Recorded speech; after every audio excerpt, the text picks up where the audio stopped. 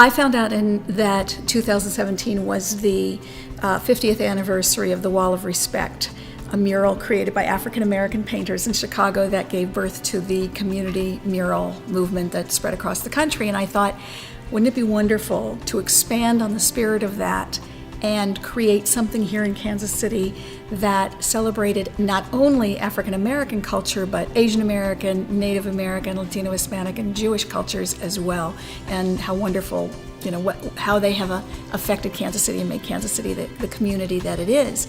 So I came to the InterUrban Art House because I have a tremendous amount of respect for what happens here.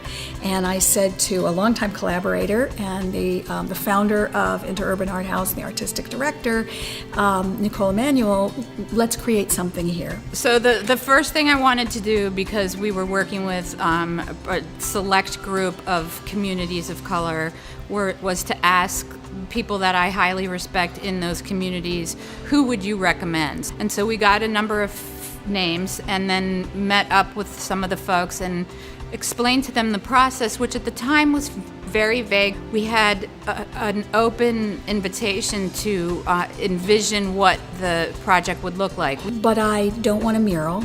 I think what we want is something that's portable. We want it to go all over the city. We want something that's interactive so that everybody who enters it interacts with it and feels a sense of pride, of ownership. Through a whole series of events, came up with the concept of a yurt.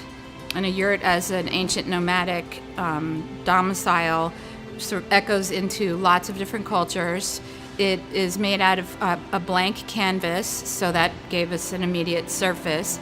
It has pieces and parts that can be folded up. I mean, it literally fits into like a gigantic pillowcase. It allows you to go inside and around, and it had, the structure of it is a collapsing accordion-shaped wood. So it's all wood and canvas, which was very attractive. It wasn't plastic, it wasn't metal. It had a natural base to it. And so the accordion structure of the wall, it folds up to be just a series of pieces of wood, but when you open it, it has a matrix, and the matrix allows you to consider hanging things on it. And so that would allow us to have objects that people would make that could be moved around inside of the tent, so that every time it's installed in a new location, some of the objects that are created or some of the objects that were already created could be moved around, and it could respond to how the community wanted to re-narrate the objects. So we have paintings, and we've been doing these hand tracings. We have lots of, they're kind of like pockets, and each one has a theme.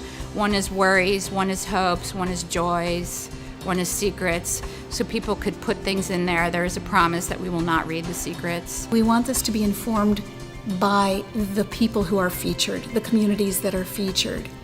And so I collected stories, I listened to story after story after story, meeting with the communities, and gave those to the artists. Some of those stories lent themselves to visual imagery. Some were great stories that didn't lend themselves to visual imagery. And then I turned it over to Nicole and I said, you and the artists make something of this. And Nicole had made the decision, and we decided together that the artists would represent all 5 communities, so that the artists' experiences along with the stories would result in something that was truly authentic. I'm South Asian, and when I thought about my own ethnicity, I did not feel like I could represent all of Asia. It just felt too staggering. So what I chose to depict instead was the oppression that is common to all cultures, and what does it mean to be an American. So that was my subject matter, and I felt that it corresponded with the mission of Tangled Roots. So what I have here is this image of, I don't even know what to call it, a face. And I wanted to represent multiple ethnicities in the facial features, so that it couldn't be identified as one ethnicity, but anyone could find some resonance of their own ethnicity in it. I liked an early choice that we made as artists, because all of us have different styles and different ways of expressing ourselves.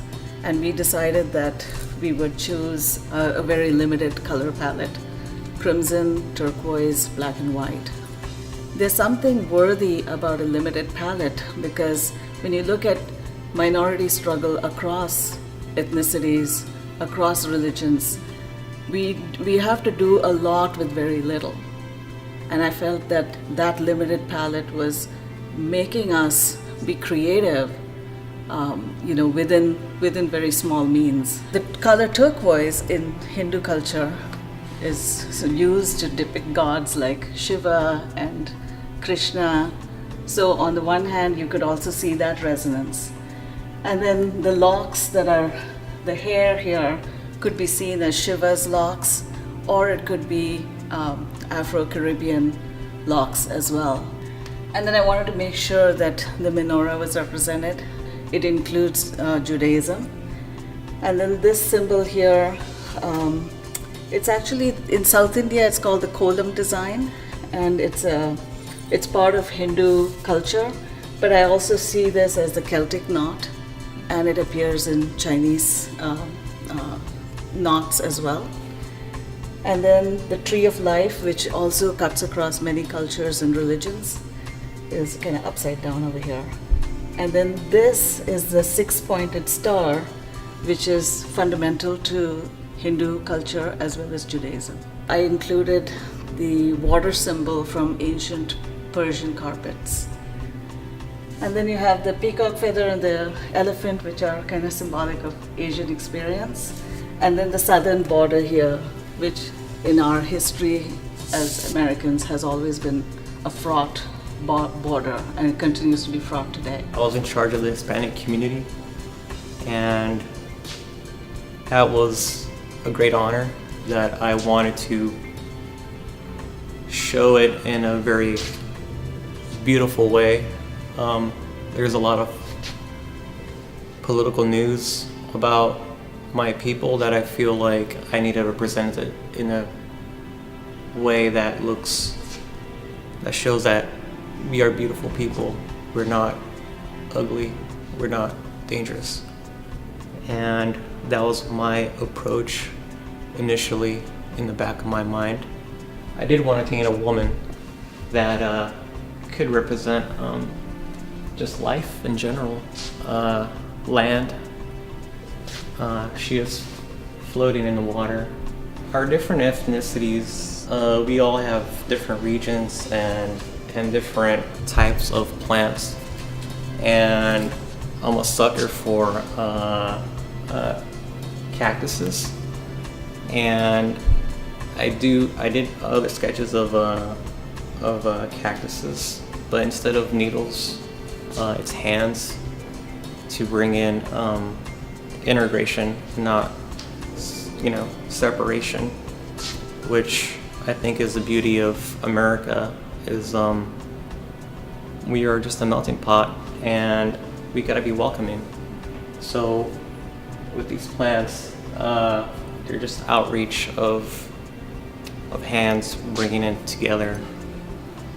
togetherness, and not causing harm. And with the Native community and stuff, like there's a lot of mentioning of misplacements of natives, like maybe through like adoption or just however. But like one thing is, like I noticed when they were further away from their culture, they felt lost, or they didn't feel whole as a person. So, but those who came back to their culture felt connected again and felt like they belonged, So I took that message and wanted to do something with that. So with this, I'll go ahead and describe that. So for this, this represents Mother Nature. It represents this woman here represents the feminine of it, the Mother Nature of it. And our culture, the Navajo culture, is based on nature. Like we develop our culture with what's in front of us, with our surroundings, our landscape. And so, for example, when we say water in Navajo, we say twa. And when you say, when you hear water drop, it's like twa, that sound. And what I'm gonna add on to here too is like maybe like a native man up here, like closest like to his traditions, like a traditional man. and then next to him maybe like a water protector or something like that. A little bit more modernized native version. Maybe over here it'd be more like a powwow man. You know what I mean? It's kind of like, powwows are not, they're native and stuff like that, but they're kind of based off more from like rodeos, not really from our native ways and stuff. We just found a way to incorporate our native ways into it. And so like, and then from here, maybe like further away, maybe someone who's like an alcoholic or something like that, who's falling off their path. And so like the further away you get from the culture or from Mother Nature, the more lost we feel. When we reach out to our culture, it's like getting back to our roots. And that's why I did this part right here with the hands. So yeah, so that's my piece, and this is the people. I'm gonna color this in red. You know, again, like relating back to the blood. You know, I mean, we're all related that way. We all bleed red, and I just wanted to represent us as people reconnecting and in celebration. And other designs that I'm already currently doing, and the common thread for me anyway was this diverse community. And for me, it responds to the area or the portion of Kansas City that I live in. I live in the historic Northeast, and it's as close to a melting pot as I've ever been into. As far as the type of people that I run into, the type of people that I see, the conversations that are had, multiple diverse ethnicities, different cultural backgrounds, and then just the different conversations that spurs. So a lot of what I've done is anyway, like train of thought is I can just respond to the different stories and situations that I've had or that I've experienced while living there, and then how that relates to city life. So I have different characters that wear hoods or that have hoodies on. I have women that wear burqas or like the seat cloth. And then I have other people that look very urban with like it's called the Jesus piece with the cross in the center. And then the dream shirt for the Martin Luther King. And then the rest of it's just this playful energy. And I also have floating characters that are kind of like spirit guides. They're more or less the energy that you get from people. If you hear like sup or what's up, you know exactly what a person's talking about. But the sup in and of itself to me stands for surviving under pressure. So that's why it's always compressed within my designs. It's always surrounded by other characters that are hovering over it or hiding it or trying to bring it to the forefront. And then how would we integrate our work into one another? So we have linking images that go all the way around the bottom, hence the chain that represents the variety of ways in which many cultures have been oppressed or internalized oppression or oppress others. It's an implication of the human condition. We want something that's educational. So I'm going to hire some educators to create educational curriculum to go along with this. We have put together a facilitator guide that allows volunteers and or educators to work on site with the people who come to this event so that they can have a meaningful experience and learn as they create an artistic narrative about their own experiences as well as learning and celebrating the unique qualities of others. None of us could have predicted what would have happened. None of us envisioned from the beginning. It was a very organic, conceptual process amongst all of us. And each one of us contributes from our own cultural experience, our own art experience, and our own technical expertise, elements that complement one another. It's a great learning experience. The goals for this project?